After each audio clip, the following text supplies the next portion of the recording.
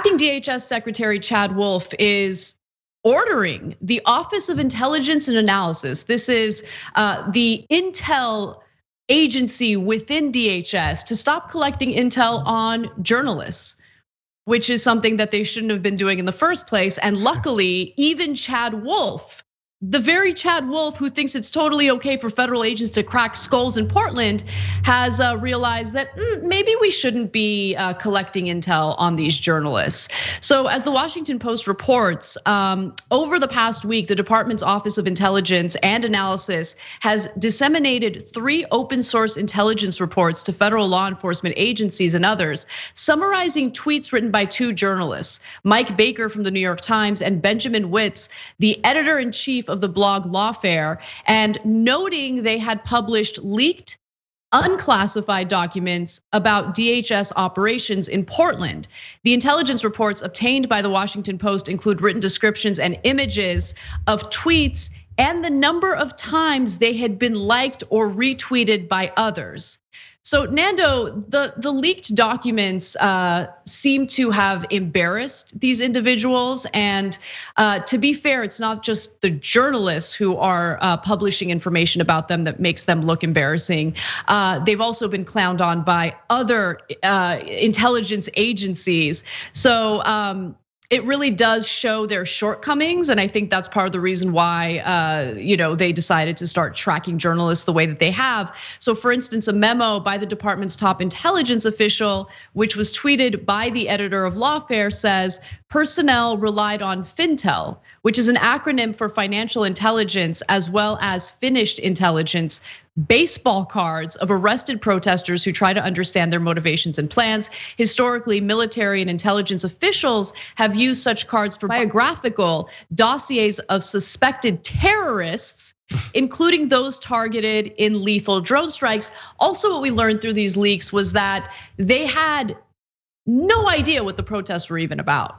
They thought the protests were about like these anti-government anarchists, right? Which anyone paying even a little bit of attention knows what the protests are about. But if you're working in any intelligence agency and you don't know what the vast majority of Americans, plain old civilians, know about the protests, you're pretty bad at your job.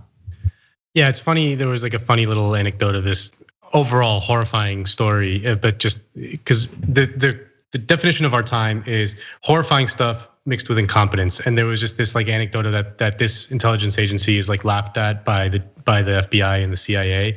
And it's like, yeah, the FBI is like, when we infiltrate protest movements back in the 60s and 70s, we were more sophisticated. We had agent provocateurs. We infiltrated these groups very effectively and sowed discord amongst them, and did all kinds of very sophisticated intelligence operations. You guys are monitoring retweets and likes. Come on, this is kiddie stuff. But yeah, I mean the overall story is pretty, it's pretty shocking that they would do this, even think to do this in the first place. And then of course, when Chad Wolf decides to distance himself from this, it just seems like it's a matter of time before he gets fired at this point. And Chad Wolf, I mean, let me just remind everyone again. I mean, he has definitely played ball with Donald Trump's authoritarian tendencies and desires. He had no problem with what was going on in Portland. In fact, when the governor of Oregon told the press that there had been an agreement with the Trump administration to pull these federal troops out of Portland, Chad Wolf responded aggressively and said, "Oh no, absolutely not. We plan on remaining in Portland." Now, luckily, and this is really good news. Last night was the first night that the presence of federal authorities at least wasn't apparent. So I'm sure there were some federal authorities there, but they were certainly hands off. And guess what happened? The protesters protested. There were no issues, no clashes, no issues with violence. And it just goes to show you that it was the very presence of those federal agents that really led to an escalation of violence and tensions.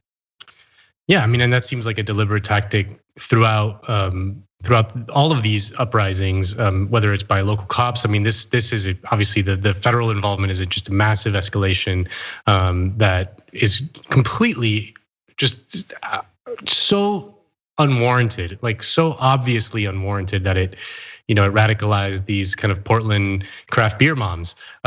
So it just seems like it's interesting to watch on some level. I mean, it's horrifying, but it's interesting to watch on some level how they're really kind of seeing the local populations as the way that the US has seen kind of foreign populations for a long time, which is just these dangerous people that need to be crushed. And they're kind of bringing the tactics of Iraq and Afghanistan and all over the other places we've been all over the world home. And it's an inevitable kind of trend if you look at past societies when they do kind of like these imperial adventures abroad, they eventually kind of turn the war machine inward. And that's kind of what's happening here, to the point where, again, like I said, it's radicalizing craft beer moms in Portland. It's that much of an overreach. So it goes to show, like you said, that as soon as they step out and just let them protest in peace, the protests are peaceful. That the huge driving force of any kind of rioting or looting throughout all of these uprisings has been the aggressive response from law enforcement. I mean, that is just a huge driver of the violence. They are the instigators of the violence overall. So yeah, I mean, it just goes to show, like once they do step down, tensions step down, protests remain peaceful. Since I mentioned that Chad Wolf is pushing back against this, let me give you the official statement from the Department of Homeland Security.